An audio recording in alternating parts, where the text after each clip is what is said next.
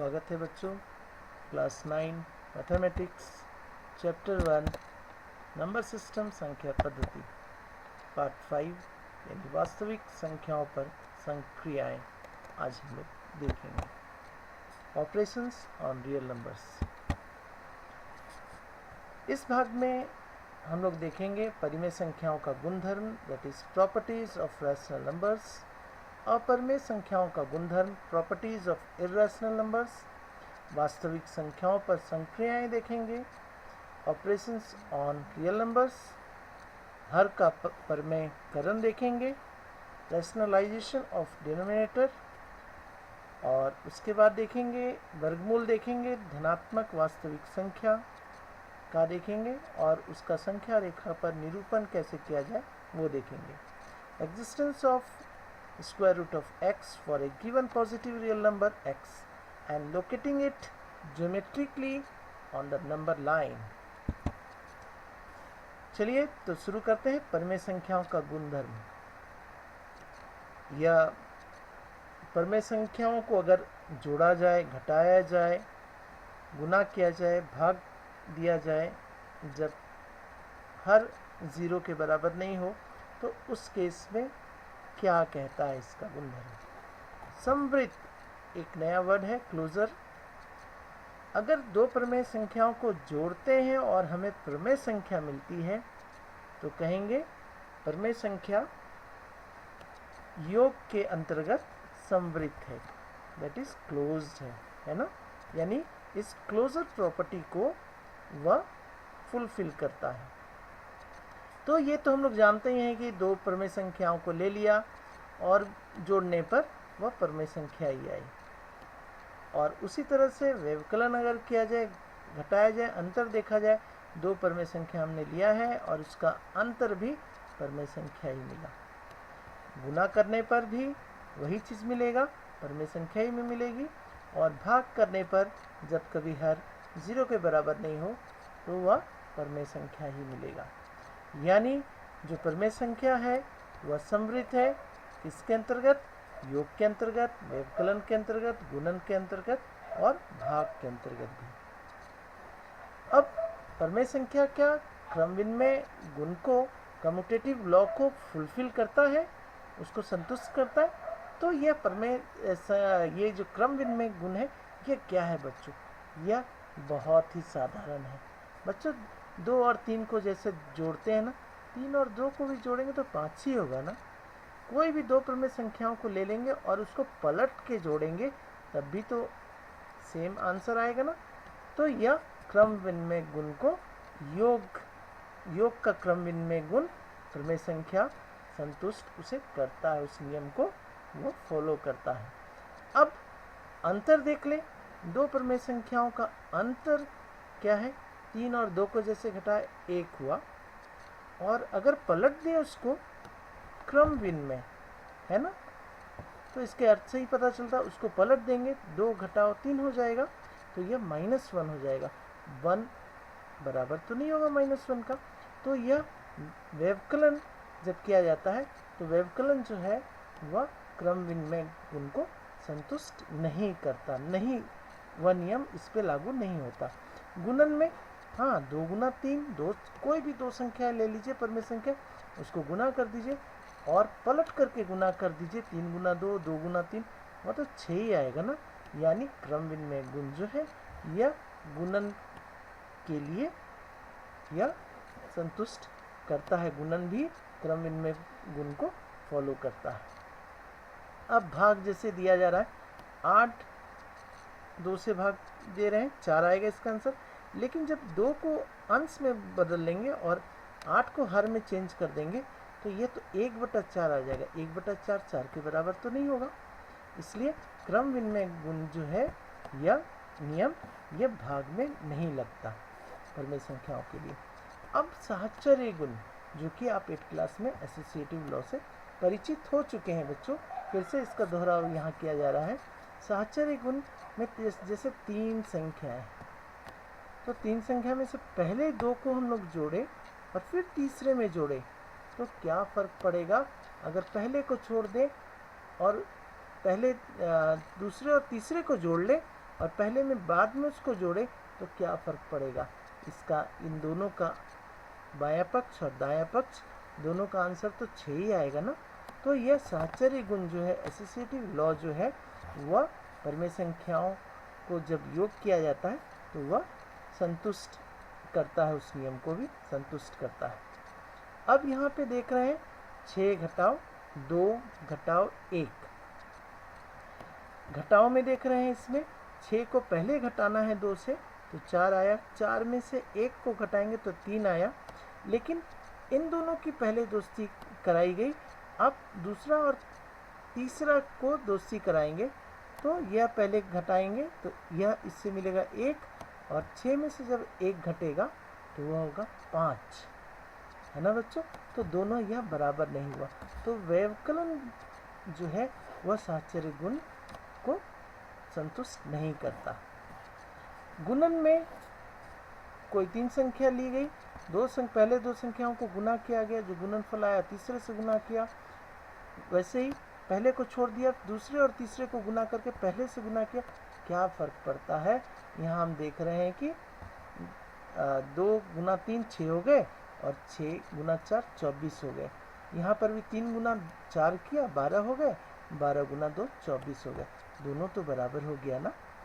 तो यह गुणन जो है परमेय संख्याओं के का गुणन जो है वह साहचर्य गुण को, साहचर्य नियम को संतुष्ट करता है।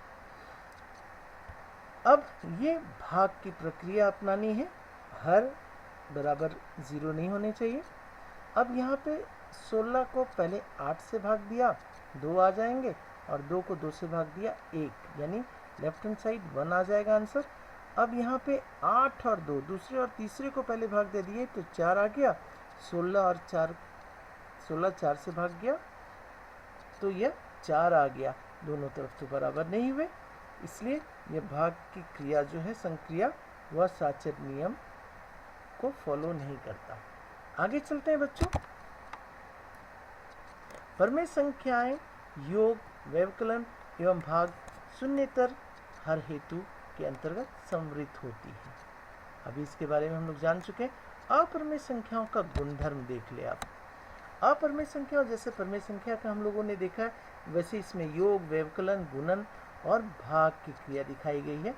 और देखिए यह अपरमेय संख्या है, यह और यह भी एक अपरमेय संख्या है, दोनों को जोड़ा जा रहा है तो ये वर्गमूल 2 और माइनस वर्गमूल 2 ये दोनों 0 हो जाएंगे, 4 और 3 7 हो गए, यहाँ प्रमेय संख्या मिल जा रहा है।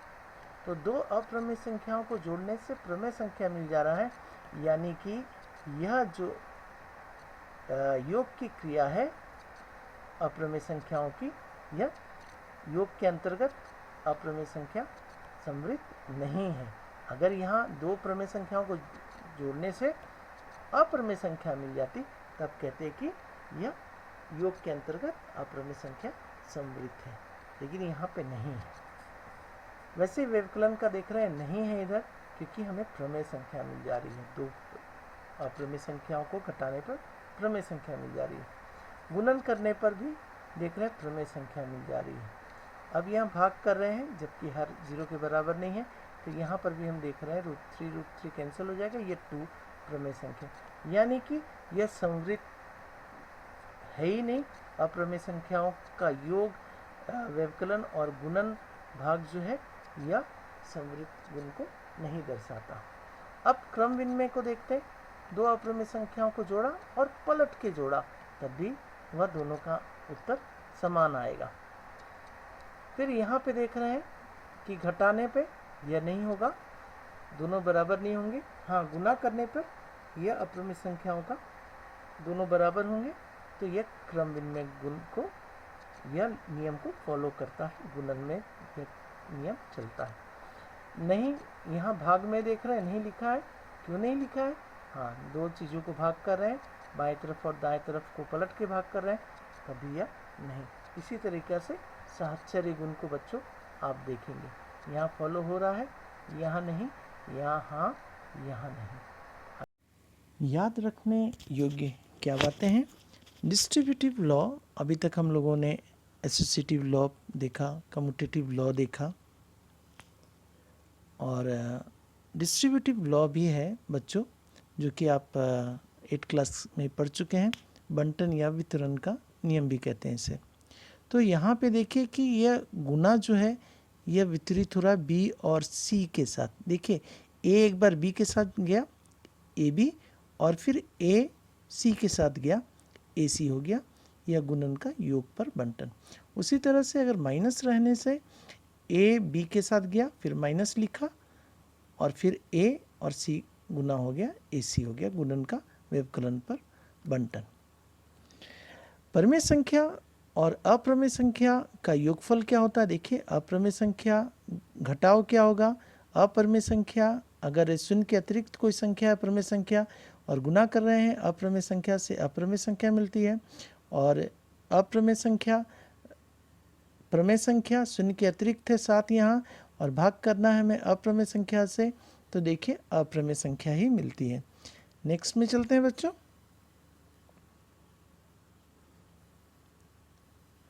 इसमें प्रश्न हमारे सामने, जांच करना है हमें जो दी हुई है क्या वह अप्रमेय संख्या है या नहीं। देखने से तो प्रतीत होता है कि है। चलिए जांच कैसे करते हैं। ये वर्गमूल हम लोग 5 का जानते हैं 2.236 ... और वर्गमूल जानते हैं 2 का या 1.4142 ... और पाई का वैल्यू होता है 3.1415 ... अब बच्चों जो दी हुई संख्या है वह अप्रमेय कैसे आप दर्शाएंगे? 7 गुना हो रहा है इसमें वर्गमूल 5 में। वर्गमूल 5 का आपके पास वैल्यू है, उसको लिख देंगे और गुना करके देख लेंगे। जो आपको मिलेगी यह अनवसानी अनावृत्ति दशमलव है, यानी कि अप्रमेय संख्या।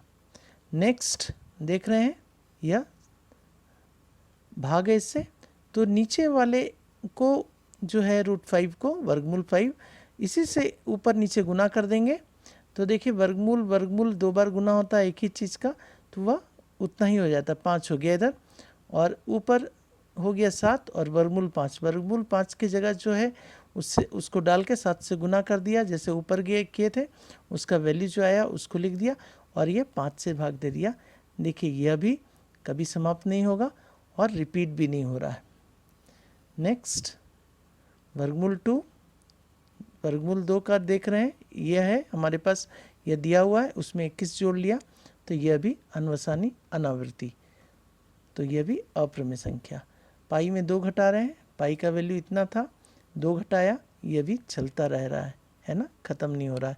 तो सभी जो ये संख्याएं हैं जो दी हुई है, सबका दशमलव प्रसार कैसा है? अनवसानी और अनावृत्ति दशमलव है, अतः यह अप्रमेय संख्या है।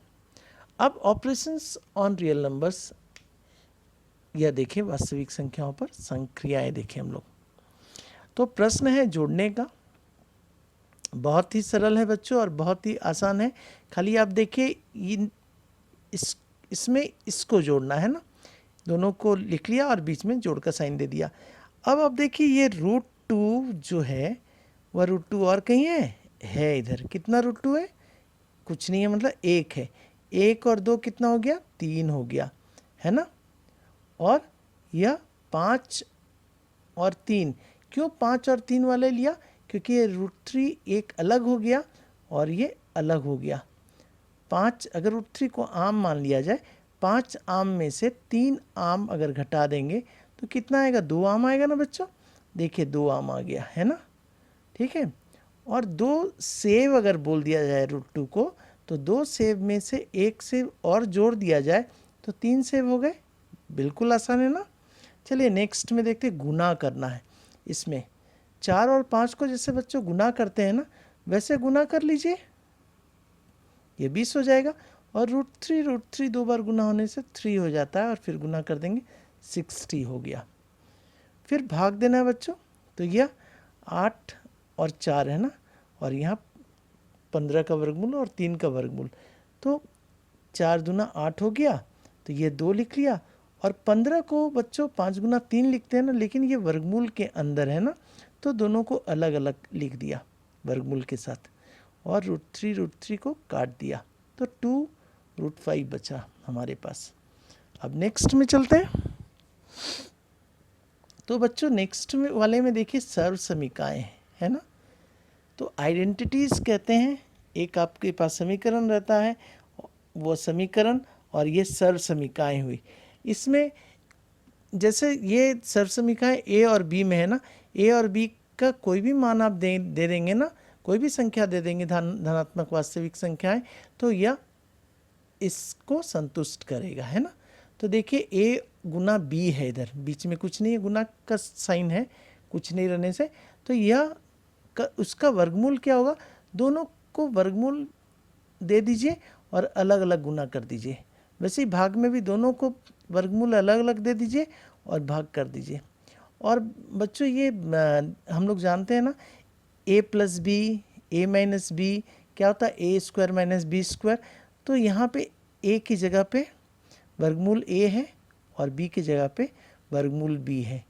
तो यह a का वर्गमूल का स्क्वायर क्या हो जाएगा, a हो जाएगा, और b का वर्गमूल का स्क्वायर क्या हो जाएगा, b हो जाएगा। अब यह दोनों को गुना करना है, वैसे ही यह हो जाएगा a स्क्वायर और इसका वर्गमूल b का स्क्वायर क्या हो जाएगा, केवल b हो जाएगा। क्योंकि वर्गमूल का मतलब क्या हुआ, घातांक 1/2 है ना। उसका वर्ग करेंगे तो 2 गुना 1/2, 2 कैंसिल हो जाएगा, 1 ही बचेगा ना घात उसका। अब ये a और c को गुना करेंगे, बंटन वाला भी देखा था ना हम लोग ने, बंटन नियम। और फिर a को d वाले से गुना करेंगे, b को भी c से गुना करेंगे और b को भी d से गुना करेंगे और वर्गमूल सब में लगा देंगे। ठीक है बच्चों। अब नेक्स्ट इस पे आधारित सवाल देखते हैं, कुछ प्रश्न को हम लोग देखेंगे। व्यंजकों को सरल कीजिए। क्या है व्यंजक, देखिए ये गुना करना है ना। दूसरा a plus B whole square वाला फार्मूला आप जानते हैं ना। और यह तीसरा क्या है, a plus B A minus B वाला। और चौथा क्या है, a प्लस बी और c प्लस डी वाला।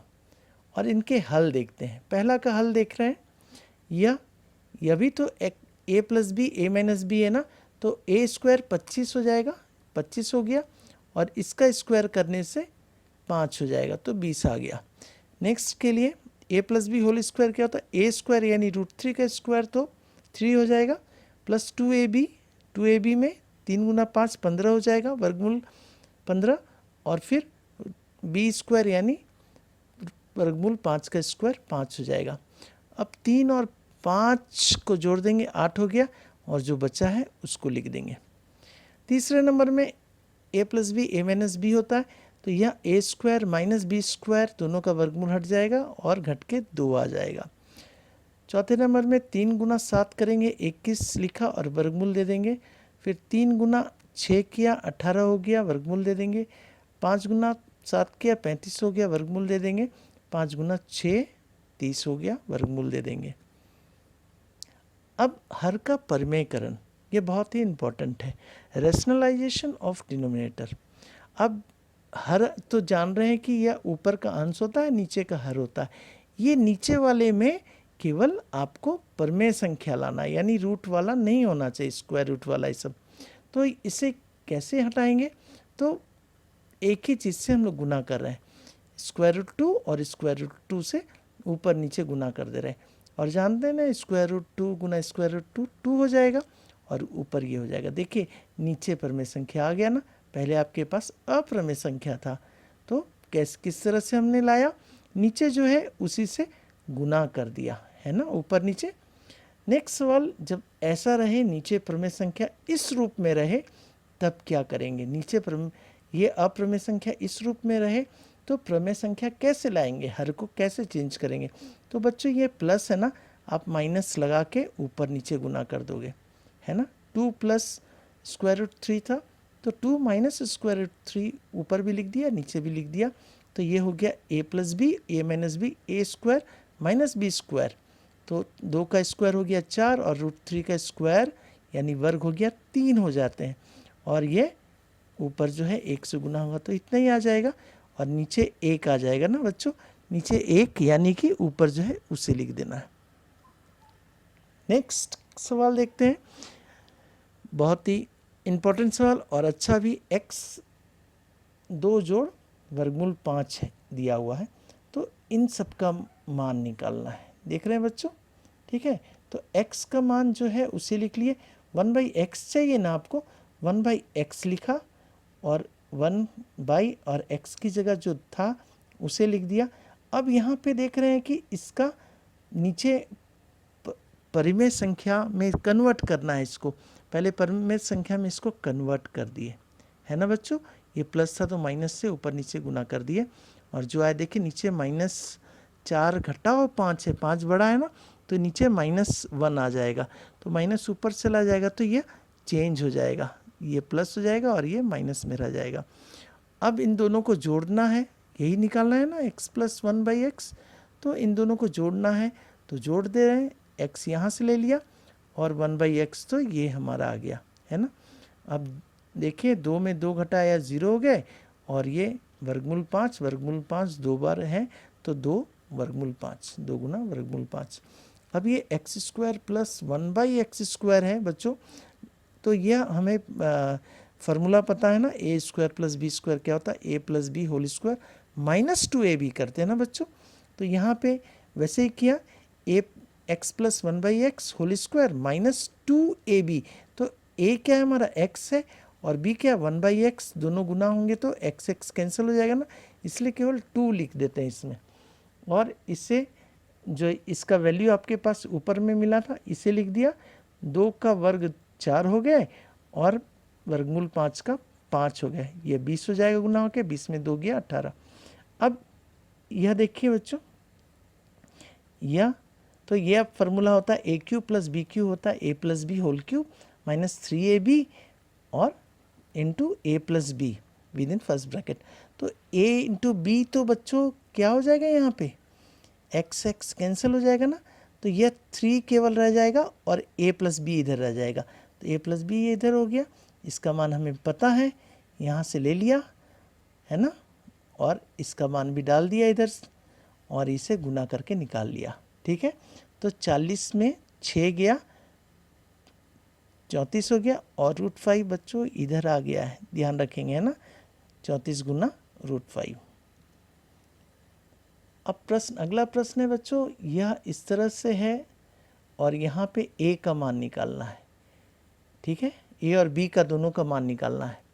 तो ये बच्चों देखिए, पहले इस टाइप वाले को इस टाइप में हम लोग बदल लेंगे, है ना। तो इसके लिए बदलने के लिए देखिए, इसके हर में तो कुछ नहीं है यानी 1 है, तो इससे परमेयकरण करेंगे, तो यहाँ प्लस है तो माइनस से ऊपर नीचे गुना करेंगे, अगर माइनस रहता तो प्लस से ऊपर नीचे गुना करते, तो ये क्या हो जाएगा, a - b into a - b, तो a² - 2ab + b² हो जाएगा, और यह a² - b², क्योंकि a + b a - b होता है a² - b²। तो देखिए नीचे -1 आ जाएगा, ऊपर 4 और 5 9 हो गए, और ये हमारा रह गया -4 वर्गमूल 5, और ये माइनस ऊपर चला जाएगा तो -9 हो गया, और ये प्लस हो जाएगा, वर्गमूल वाला प्लस हो गया, ये माइनस हो गया, और फिर इसको लिख सकते हैं प्लस, और ये -9 को ब्रैकेट के अंदर कर दिए। तो ये किस टाइप का हो गया, ये a क्या हो गया, वर्गमूल 5 के साथ क्या है, ये हमारा 4 है, और प्लस के बाद क्या है -9, तो प्लस के बाद यहाँ b है तो b = -9 हो गया। नेक्स्ट की ओर चलते हैं बच्चों, ये संख्या रेखा पर 9.3 को निरूपित करना है। अभी तक हम लोग ने संख्या रेखा पर वर्गमूल 2, वर्गमूल 3, वर्गमूल 5 इत्यादि को निरूपित किया था। तो इसमें देखिए बहुत ही मज़ेदार है यह। पहले क्या करना है कि एक लाइन आप खींच लीजिए, ये रेखा एक खींच ली बड़ी सी। अब ये 9.3 है बच्चों, मैंने ये 9.3 सेंटीमीटर ही ले लिया इसे, ठीक है।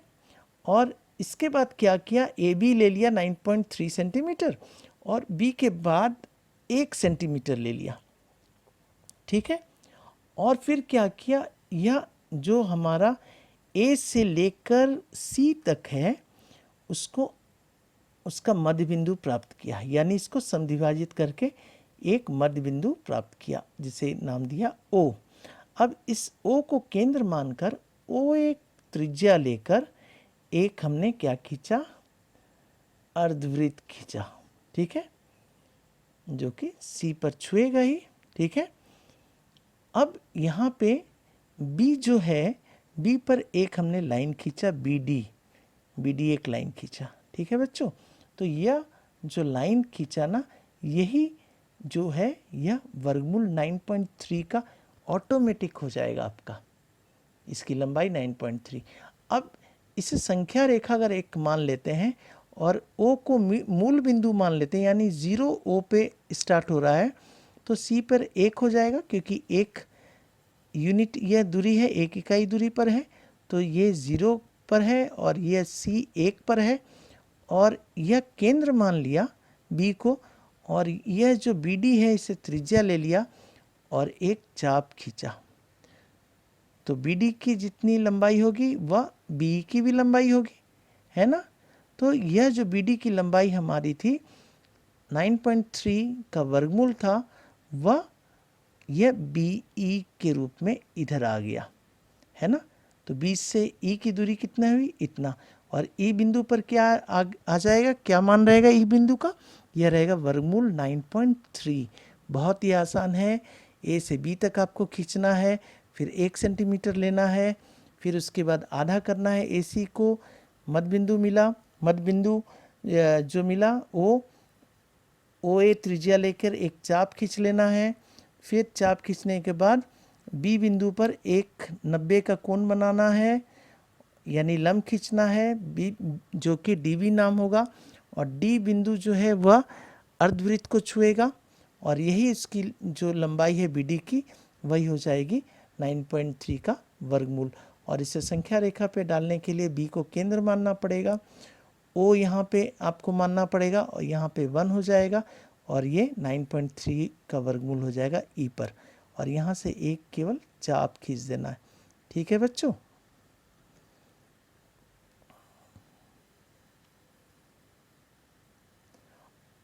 और यहाँ पे बच्चों देखिए कि यह x जो है जिसका वर्गमूल निकालना है, ज्यामितीय विधि द्वारा संख्या रेखा पर निरूपित करना है, वह वास्तविक धनात्मक वास्तविक संख्या होनी चाहिए, यानी वह 0 से बड़ा होना चाहिए। तो बच्चों यहाँ पे यह x दूरी जैसे हम लोग लेते थे, है ना, फिर ये 1 यूनिट ले लिया, है ना, फिर AC को हाफ किया, O मिला, फिर यहाँ पे एक चाप खींचा OA त्रिज्या लेकर, है ना, A से ये हो गया, और फिर यह BD एक लाइन खींचा, लंब खींचा, तो यह हो जाएगा वर्गमूल x की लंबाई BD। और इस BD को संख्या रेखा पर उतारने के लिए क्या करना पड़ेगा, B को केंद्र मानकर BD त्रिज्या लेकर यह कहाँ पे छुएगा, E पे छुएगा। ये क्या है, E कहाँ पे है, BC के बढ़े हुए भाग पर यह टच कर रहा है रेखा को। तो E बिंदु का मान कितना हो जाएगा, वर्गमूल x। और ये बच्चों आप देखेंगे पाइथागोरस प्रमेय आपको पता है, ये कहाँ से आ रहा है, ये हमें BD की लंबाई चाहिए ना, तो ये क्या होगा, अगर इसे लंब मान ले तो यह तो कर्ण ही रहेगा हमारा 90 के सामने, और ये आधार हो जाएगा। तो लंब बराबर क्या हो जाएगा, कर्ण का स्क्वायर माइनस आधार का स्क्वायर का वर्गमूल, है ना बच्चों। और ये OD किसके बराबर होगा, OD बराबर होगा किसके, ये बराबर होगा OC के बराबर होगा, है ना। और OC कितना है हमारा, OC कितना है, x+1 का आधा है ना, तो OC के जगह पे हमने लिखा x+1 का आधा, ठीक है, x+1/2। और यह कितना, OB देखेंगे बच्चों कहाँ पे, यह OB की दूरी कितनी है, यह OC माइनस यह BC है ना, तो OC हमारा x+1/2 है, -1 कर देंगे का होल स्क्वायर कर देंगे, और इसको सॉल्व करेंगे तो बच्चों यह आएगा, है ना। अब देखिए इधर नीचे तो 4 हो जाएगा दोनों का, क्योंकि स्क्वायर है, ठीक है, और ये x+1 whole square -1 whole square, इस फार्मूला का यूज़ करेंगे, 4AB आता है, तो यहाँ पे 4 × x × 1 हो जाएगा, 4x हो जाएगा, 4 कैंसिल हो गया, वर्गमूल x हो गया। थैंक यू बच्चों।